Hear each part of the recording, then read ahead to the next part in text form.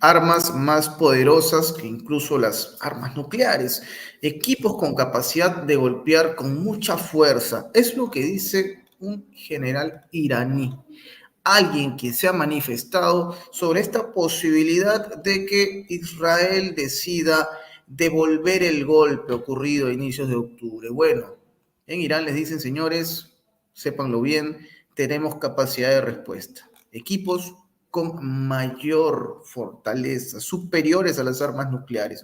Lo habíamos dicho al inicio, el general Sardar Ebrahim Rostami, exdirector de Relaciones Internacionales del Cuerpo de la Guardia Revolucionaria Islámica, es quien ha desarrollado esta idea.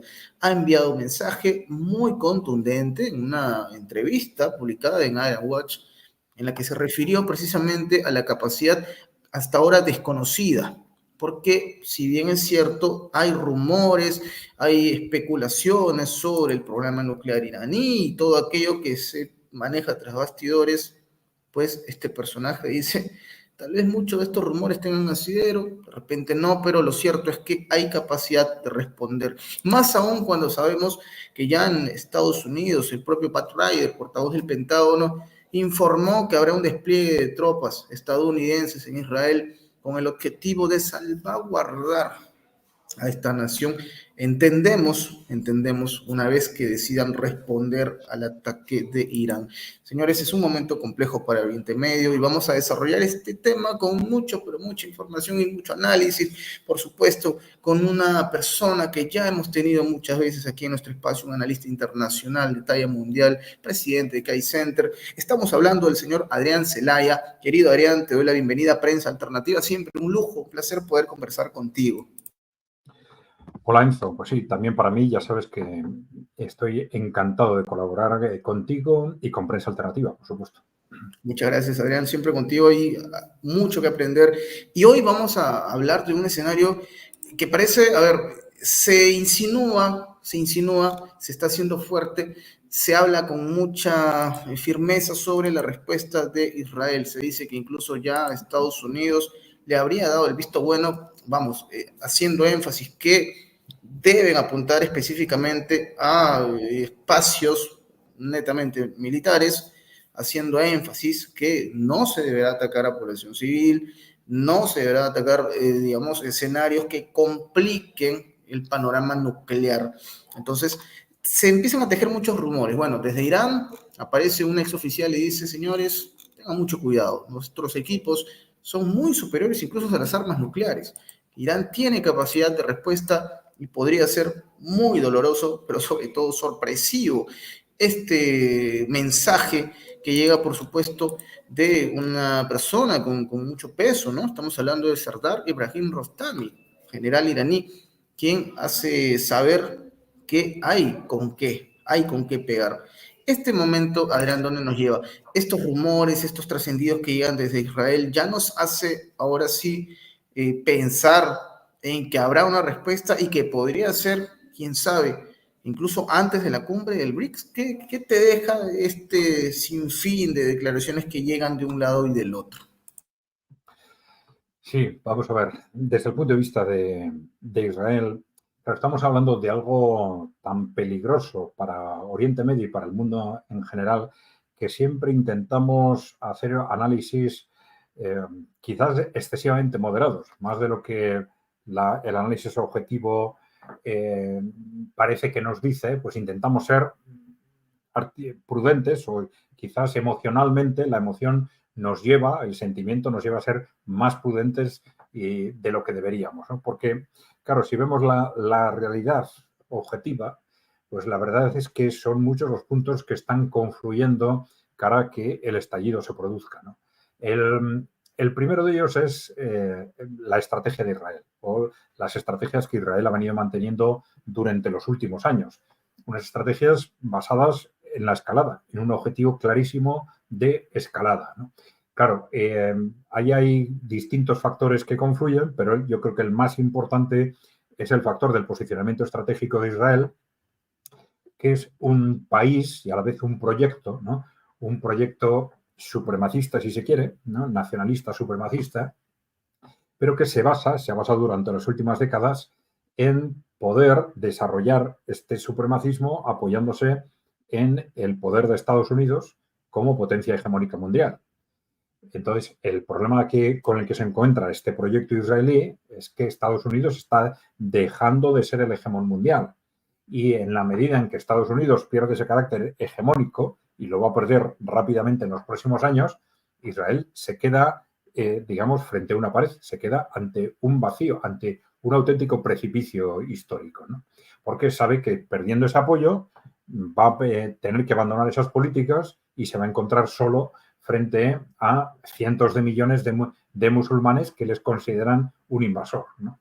Bien, partiendo de ese contexto, Israel tenía dos estrategias. La primera, intentar, antes de que ese contexto cambie, recomponer las relaciones con el mundo musulmán, pero sobre todo con los palestinos, para tratarse de tú a tú y empezar a diseñar un posible futuro común. Y la otra opción era romper el tablero. Romper el tablero, esto es intentar poner en marcha una escalada que lleve a un conflicto regional o más amplio, pero que cambie el contexto. Y claro, en este sentido, ha estado desarrollando Israel sus estrategias, ¿no?, de los últimos años, pero sobre todo a partir del mes de octubre del año pasado, desde hace un año, ¿no? Todo lo que ha hecho Israel desde entonces y sobre todo cómo lo ha hecho, solo se explica desde un objetivo de escalada, ¿no?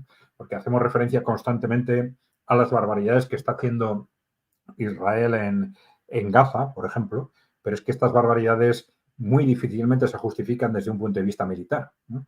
Son barbaridades que no le añaden eficiencia militar a lo que está haciendo, que son gratuitas, como, no sé, pues matanzas de civiles absolutamente innecesarias, destrucción premeditada de escuelas, de mezquitas, algo absolutamente inconcebible, pero que se hace una vez y otra vez y otra vez, que la verdad es que solo se explican dentro de un contexto de provocación, ¿no? Claro, ¿provocación para qué? Provocación para esa escalada buscada. Si había alguna duda al respecto, esas dudas desaparecieron con aquel ataque de Israel al consulado iraní en Siria, ¿no? A partir de ese momento yo creo que ya no hay ninguna duda de que lo de que Israel busca a toda costa es una escalada y en concreto implicar a Irán a través de unas sucesivas provocaciones en una reacción contra esas provocaciones que justifique esa escalada, ¿no? Bueno, es muy importante señalar que esta estrategia de Israel solo es en parte una estrategia de Israel, es una estrategia de Occidente o de Estados Unidos también, ¿eh? Porque, claro, Estados Unidos ha intentado durante todo este año constantemente mantener una imagen de moderación, estamos intentando que Israel negocie, estamos intentando que llegue a acuerdos y, sin embargo, cada vez que hacían estas declaraciones, muchas veces el mismo día ampliaban las ayudas militares, la entrega de armamentos, las ayudas económicas para que Israel pudiera mantener estas campañas bélicas, ¿no? Entonces, está claro que Estados Unidos tiene una complicidad estratégica en estas estrategias y esto lo entendemos perfectamente si vemos no solo el contexto de Oriente Medio, sino el contexto mundial. Y vemos cómo Estados Unidos ha estado manteniendo una estrategia de escalada también en el caso de Ucrania, ¿no? Y esto nos explica que al final, detrás de todo esto, lo que hay, independientemente de que evidentemente hay esas estrategias específicas de Israel, pero hay una connivencia total con un poder corporativo occidental que está en una situación de pánico frente a esos países emergentes que avanzan hacia un mundo multipolar y esto le va a llevar a perder el control del mundo y probablemente también el de Europa y Estados Unidos, ¿no?, al final, ¿no? Y ante esa situación de pánico, pues están reaccionando. Lo único que saben hacer en este momento, han intentado de todo, pero ya están convencidos de que lo único que les queda es un estallido global, una gran guerra, como decía Lavrov el otro día, ¿no? No vamos a llamarle mundial o nuclear, una gran guerra, evidentemente, ¿no? Todo lo que han hecho con las provocaciones a Rusia durante el último año solo se explica de esa forma, y de esta forma vemos también cómo Estados Unidos está en una situación absolutamente paranoica en la que la clase dirigente está dividida entre los que creen que hay que hacer la guerra con Rusia, los que creen que hay que hacer la guerra con Irán y los que creen que hay que hacer la guerra con China. algo absolutamente disparatado, pero están en ese contexto. O algunos que creen que hay que hacerla en dos sitios a la vez, ¿no? Bien, claro, entonces, dentro de ese contexto, esas estrategias de provocación de Israel han sido estrategias de provocación también de Estados Unidos, y al final, bueno, Irán ha estado ralentizando las respuestas, intentando no caer en la provocación, pero ya se sabe que cuando no caes en la provocación va a haber más provocaciones. Entonces, Irán, como Rusia también, han estado intentando ganar tiempo. Al final, pues bueno, no tuvo una respuesta muy moderada, fundamentalmente de imagen en abril, ahora una respuesta, digamos, con capacidad de hacer daño, pero también muy contenida. Pero la cuestión es que, conociendo esas estrategias de Israel y de Estados Unidos, pues bueno, lo lógico es pensar que no van a dejar perder la oportunidad.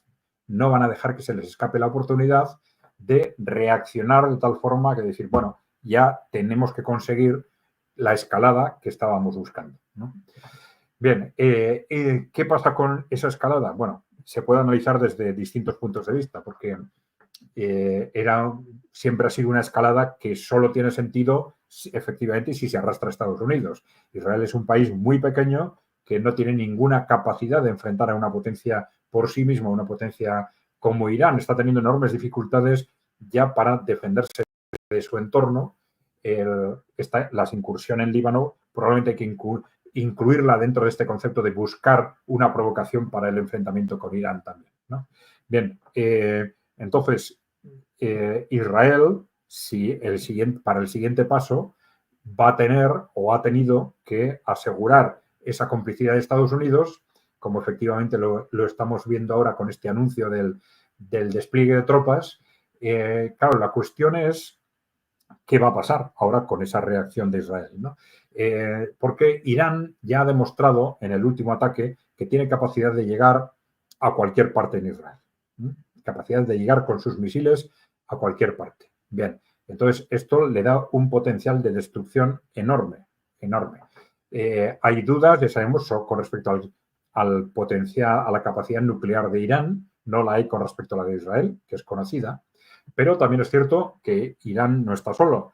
Irán ha reforzado durante los últimos años sus relaciones con los países emergentes, es ya un miembro de los BRICS, ha negociado una alianza estratégica con Rusia, creo que está todavía pendiente de firma, pero ya está negociada, ¿no? Y además de Rusia, está también China. China con una posición siempre más discreta, pero al final, por lógica, ni Rusia ni China pueden aceptar el riesgo de una derrota estratégica de Irán frente a Estados Unidos. No lo pueden aceptar porque una derrota de Irán significaría volver a perder Oriente Medio. Es decir, que ese Oriente Medio o Asia Occidental volviese a quedar en manos de Estados Unidos, y eso sería un golpe radical, digamos, al proyecto de los países emergentes de avanzar hacia un mundo multipolar, ¿no? Entonces, eso no lo van a permitir. El problema es que, de cualquier forma, por lo menos hay un sector en Estados Unidos que parece dispuesto a aceptar ese choque, a aceptar ese riesgo, ¿no? Bueno, vamos a ver, los primeros movimientos, ¿en qué términos pueden moverse? Sabemos que Irán tiene una enorme capacidad misilística, eso está fuera de toda duda, que con esa capacidad misilística puede hacer un daño enorme a las infraestructuras puede destruir las infraestructuras de Israel. Israel quizás esté pensando que con un ataque coordinado con Estados Unidos de alguna forma puede hacer un daño fundamental en ese primer ataque contra Irán.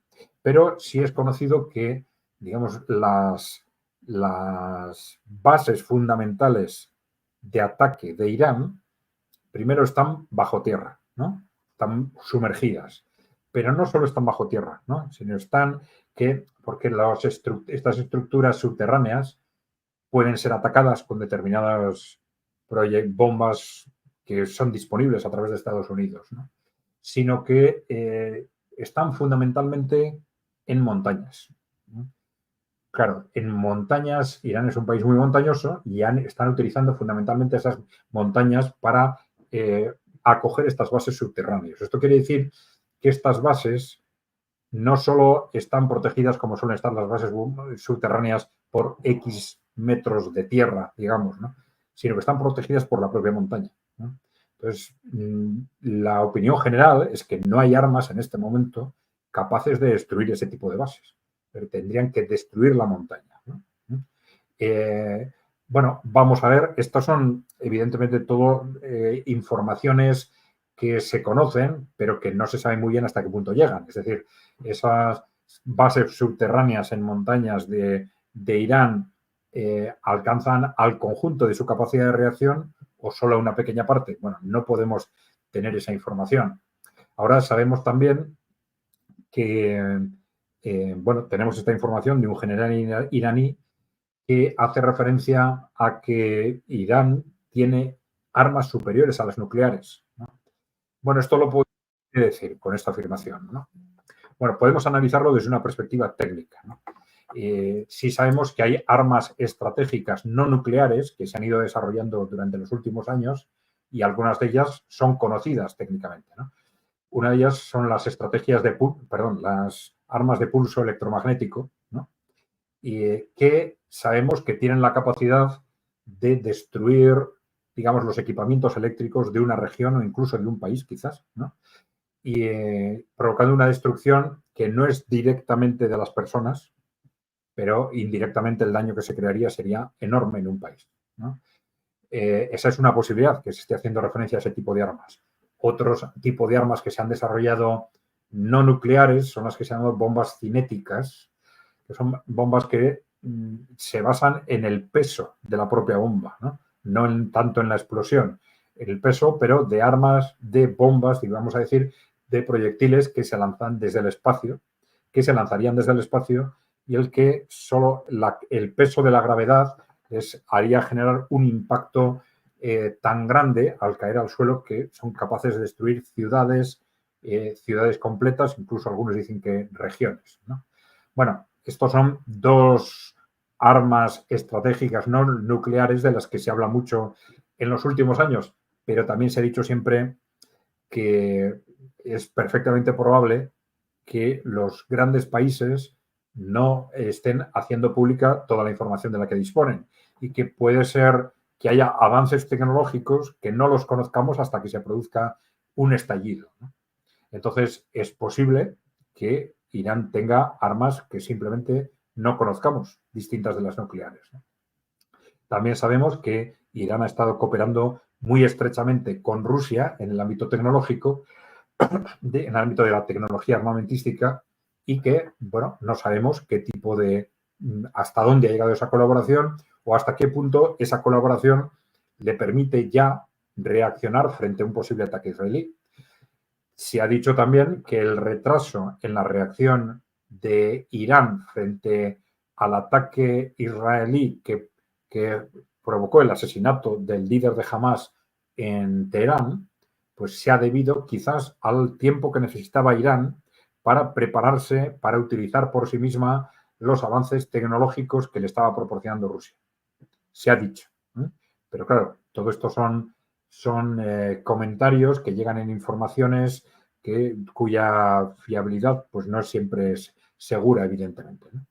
Bien, de cualquier forma, lo que sí parece claro es que Irán va a tener de una forma u otra una enorme capacidad de respuesta.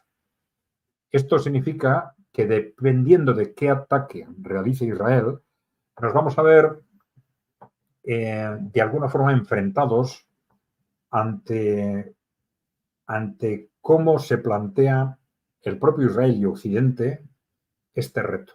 Es decir, en qué medida, por decirlo de una forma simple, en qué medida están dispuestos a sacrificar Israel para salvar Occidente o para salvar Estados Unidos, digamos. Porque claro, Israel es un país tan pequeño, ¿eh? Y las apuestas están hechas fundamentalmente no para proteger a Israel, sino para proteger a ese poder corporativo occidental, que, bueno, en teoría no habría que descartar ese poder corporativo occidental, o sea en el Pacífico, o en Oriente Medio, o en Ucrania, está defendiendo en buena parte esa estrategia de avanzar hacia una gran guerra, dice, claro, pues igual una de las opciones es avanzar hacia una gran guerra a través de un estallido en Oriente Medio, aunque el riesgo para la supervivencia de Israel sea altísimo, ¿no? Algo que sería una posibilidad real si realmente el ataque de Israel llega a cierto nivel. Vamos a ver hasta dónde llega, porque puede ser una respuesta escalonada, pero claro, una respuesta moderada no cumpliría el objetivo de escalada, que es el objetivo fundamental de Israel y de Occidente, aunque también es cierto que no sabemos exactamente esa estrategia de Occidente dónde está situada justo en este momento.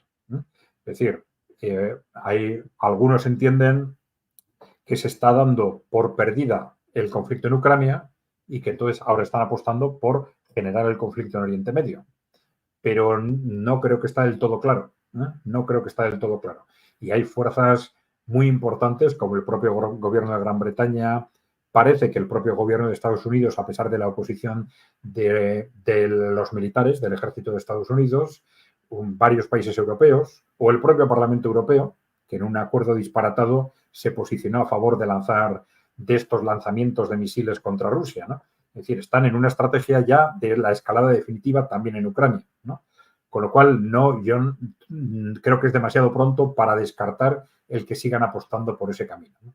Bueno, entonces, este puede ser la cuestión fundamental a efectos de que se opte en el Oriente Medio por una escalada tan grande como para asegurar ese estallido, esa gran guerra, a pesar de poner en riesgo el futuro de Israel. Y bueno, de hecho, tú hablabas sobre, claro, la información que muchas veces ha llegado, pero que hay que observarla con mucho detenimiento, que son rumores, son cuestiones que no se han confirmado, pero hay voces oficiales que sí hablan sobre los escenarios que se puedan dar en el futuro. Yo, por ejemplo, leí una nota en un medio, Hispan TV, en la que declaraba un general de división, ¿no? de Irán, perteneciente, por supuesto, al CGRI. Estamos hablando de Ibrahim Jabari, ¿no? Que es, digamos, un consejero del comandante en jefe del CGRI, y se refería a una situación puntual. Él dice, bueno, señores, tomen en cuenta un detalle también. Nuestro poder militar nos permite también alcanzar incluso a las bases y a las naves de Estados Unidos. Si cometen un error, lo dijo así literal, sépanlo que nosotros tenemos capacidad de golpear. Un mensaje que llega, por supuesto, de la milicia iraní a Estados Unidos. Les dicen puntualmente sus bases, sus intereses, sus barcos incluso están al alcance de nuestras armas. Es lo que dice este señor Ibrahim Jabari, general de división iraní. Entonces, hablamos de una declaración en la que ya se empieza a tocar no solamente a Tel Aviv, sino a sus aliados, y por supuesto la capacidad que pueda tener Estados Unidos de salir en defensa, porque justo lo mencionábamos, Adrián, hace unos momentos, ya Pat Ryder, desde el Pentágono, el portavoz, aclaraba que se haría un despliegue de tropas a Israel, tropas estadounidenses, que llegarían con el objetivo de salvaguardar la región, ¿no? Ellos se refieren a Medio Oriente, pero claramente el interés propio es Israel.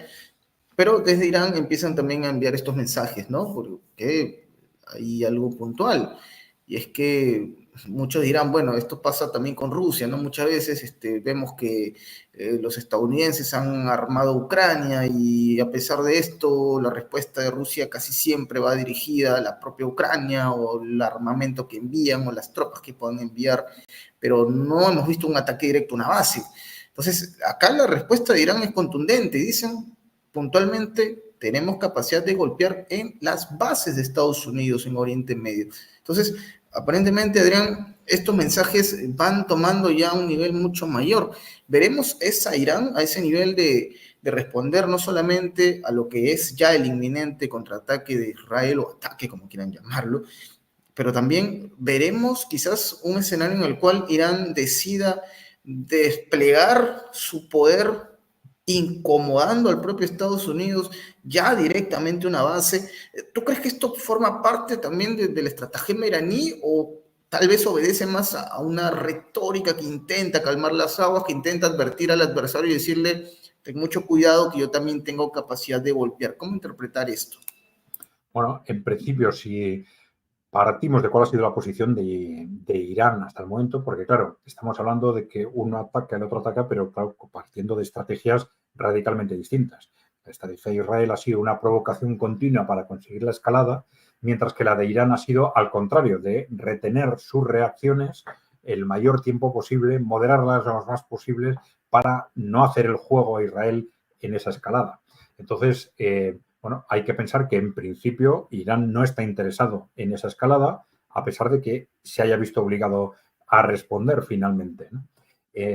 Bueno, otra cosa es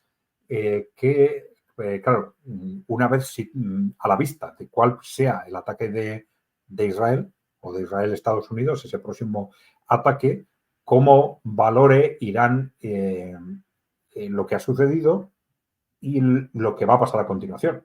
Porque claro, si valora que Estados Unidos, de hecho, ya ha entrado en la guerra de una forma u otra, pues a lo mejor piensa que, bueno, que hay que cuanto antes, si se puede dar un golpe a Estados Unidos, pues mejor darlo, porque Estados Unidos ya está en la guerra, ¿no?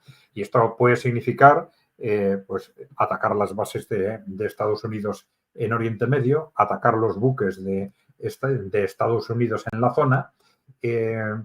También, bueno, se ha hablado ya de algo de mayor repercusión y se ha mencionado esa posibilidad desde algunas fuentes en Irán, ¿no? Cerrar el Golfo de Hormuz o atacar los recursos petrolíferos de los países de la zona, ¿no? Para, de alguna forma, pues atacar, generar una crisis económica generalizada, ¿no? Bueno, la cuestión clave ahí no es tanto lo que haya sucedido hasta ese momento, sino lo que Irán prevé a cara al futuro. Si están previendo que hay una guerra, ya hay una guerra abierta con Estados Unidos, pues es muy posible que intenten ya hacerle daño a Estados Unidos. Si ven que esto no es así, intentarán evitar dar a Estados Unidos un pretexto para esa implicación directa y mantenerlo dentro de un contexto de reacción estrictamente contra Israel, ¿no? Que esta es otra de las posibilidades, evidentemente, ¿no? Concentrar la respuesta en Israel o bien ir más allá y atacar a Estados Unidos dentro de lo posible en las bases en Oriente Medio o en sus buques en la zona, o una tercera fase que ya sería de impacto, que iría más allá de Estados Unidos, sería impacto internacional con el cierre del estrecho de Hormuz o el ataque a instalaciones petrolíferas de la región en general. Yo creo que tenemos esas opciones que, ya digo, estarán todas ellas sobre la mesa en este momento en el gobierno de Irán, y que su aplicación estará condicionada probablemente a qué tipo de ataque reciban en este momento desde Israel, ¿no? Claro que sí, es una situación entonces llena de incertidumbre. Lo que sí es evidente, Adrián, es la posición que siguen tomando diversas naciones. Y bueno, no es casualidad que el BRICS, los miembros de, digamos, este bloque, en principio, antes de convertirse en BRICS Plus, han salido a manifestarse, ¿no? China, por ejemplo, exigiéndole a Israel, condenando que, por favor, termine ya esta masacre en Gaza. Y quien también ha salido a hablar es Sudáfrica, nada menos. Lo de Sudáfrica ha sido puntual. Entre otras cosas, le exige a Netanyahu, señores, tendrán que rendir cuentas por lo que están haciendo en el Líbano, en Beirut. Sí, nada menos. El gobierno sudafricano ha manifestado su total condena a las acciones que se están realizando, que se están desarrollando en el Líbano y por supuesto también lo que acontece en la Franja de Gaza, pero especialmente en el Líbano porque ahora incluso se dice que ya ni Naciones Unidas y su misión está a salvo del poder israelí y eso es algo que también me hace pensar, Adrián, del desprestigio, ¿no? O sea, a ver, lo voy a decir puntualmente. Sabemos que hay un conflicto en Europa también y que desde luego la retórica de los, entre comillas, líderes europeos hacia Ucrania es la misma, ¿no? Siempre en defensa de Zelensky, criticando a Vladimir Putin, convirtiéndolo casi en un anticristo, un demonio, pero la figura de Netanyahu es totalmente distinta. Ojo, con esto no estoy diciendo yo que estos señores simplemente se les ablandó el corazón y a partir de ahora tienen un lugar en el cielo y se volvieron buenos seres humanos, ¿no? Me refiero a que la imagen de Netanyahu ha llegado a niveles de desprestigio que aparentemente hacen ver que este señor tiene ya o está a poco de colmar la paciencia incluso de sus aliados, ¿no?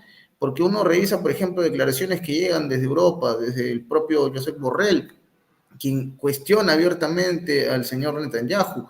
Entonces, vemos que ahora el BRICS como tal también hace lo propio. De hecho, lo han condenado en países como Nicaragua, en Venezuela, independientemente de que sea Netanyahu o no, hablan directamente como tal de sionismo.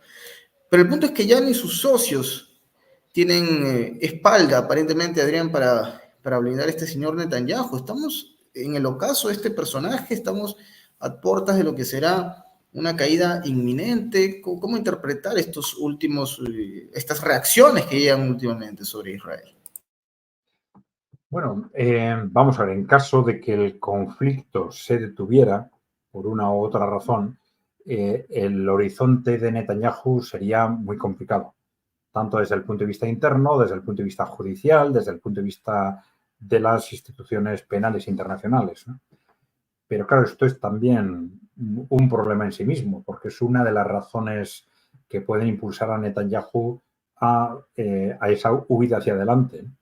Él sabe que esa posible exigencia de responsabilidades puede quedar diluida si el conflicto va más. Más, algo de esto, desde una perspectiva todavía más siniestra, dijo uno de los ministros del gobierno de Israel, ¿no? En el sentido de que si es como vamos hacia una guerra mundial, nadie se va a acordar de lo que estamos haciendo en Gaza.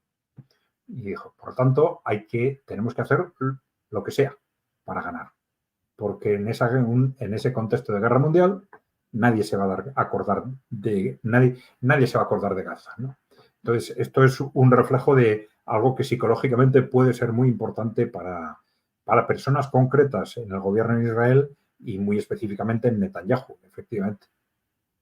Bueno, sí, es una posición que tú has puesto sobre la mesa que desde luego nos hace entender que no vienen, a ver, a uno le encantaría ser optimista, pero parece que no se vienen tiempos muy buenos, ¿no? Es la realidad, lamentablemente, considerando el comportamiento de estos líderes, estas autoridades, gente que impunemente actúa con esa ligereza. Pero bueno, es un momento igual de mucha importancia, siempre nosotros tratamos de tocar estos temas con mucho tacto y el público lo sabe muy bien, ¿no?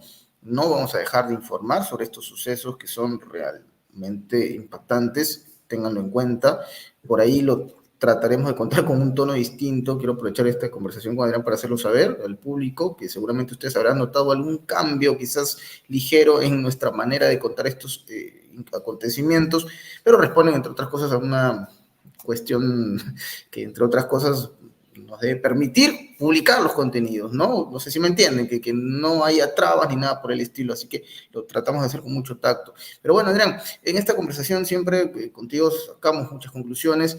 Y como es habitual, ya para poder redondear esta entrevista tan profunda como siempre, te pediría una reflexión considerando los tiempos que se vienen y sin olvidar un detalle importante, que es que la próxima semana arranca esta cumbre del BRICS que se dice será un giro importante en la historia, 180 grados, cambio importante en la manera de ver el mundo para muchas naciones.